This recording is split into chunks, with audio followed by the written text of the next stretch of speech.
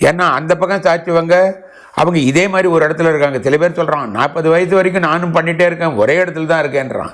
மிச்சவன் நான் உலகத்தில் பார்க்காதது இல்லைடா, நான் எவ்வளோ அனுப்பிச்சாச்சுன்றான். ஆனால் கையில் காசு இருக்காது, வெற்றி இருக்காது.